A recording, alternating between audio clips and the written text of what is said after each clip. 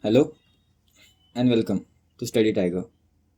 We explore the different perspectives and framework that shape our understanding of the world. Today, we are going to dwell into theory of realism.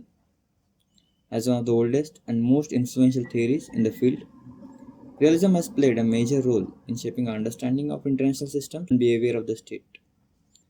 Realism, at its core, believes that the central theme of the international politics is driven by the endless struggle for power, which has its root in human nature. The scholars who blame the anarchy in the international system on the human nature are termed as a classical realist. States are primary actors in this system.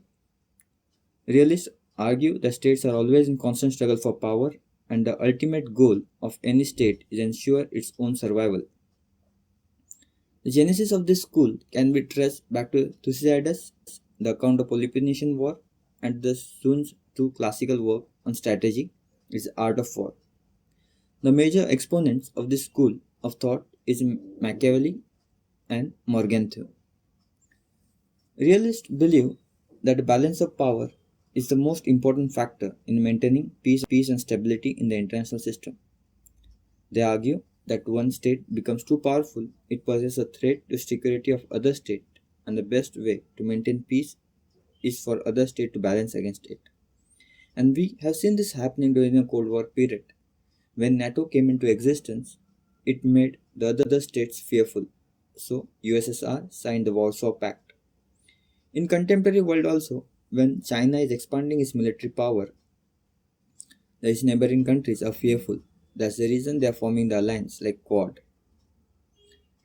We have seen this is happening in case of Russia-Ukraine war. When wanted to balance its power by joining NATO, the Russia became fearful and it gone for the war to discard the balance of power or to change the balance of power in its in favor. Then realists argue that states should not rely on the international organization. They have least hope on international organization. They say that cooperation do not resolve the conflict. Instead, they should depend on the self-help or their own military capabilities to ensure their security. So in short, they are saying that no one will be there to help you. You have to help yourself. And one of the best way to help yourself is expanding your military capabilities. So till 20th century, the realistic perspective of international relations was dominant. And yes, there was the scenarios due to which there were the image that there is a constant struggle for power.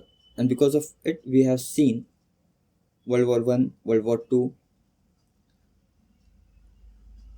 Then in medieval Europe, we have also seen the Napoleon conquest and how other states came together to balance the power of Napoleon.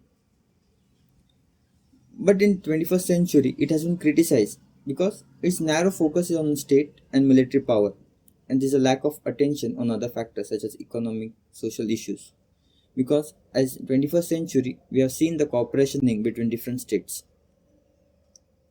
And there are the other factors which is also influencing the international relations like transnational organizations, NGOs, etc. But than to the realistic perspective is important to understand the international relations. Okay, thank you for watching. In next video, we'll gain deeper understanding of the world from different perspective.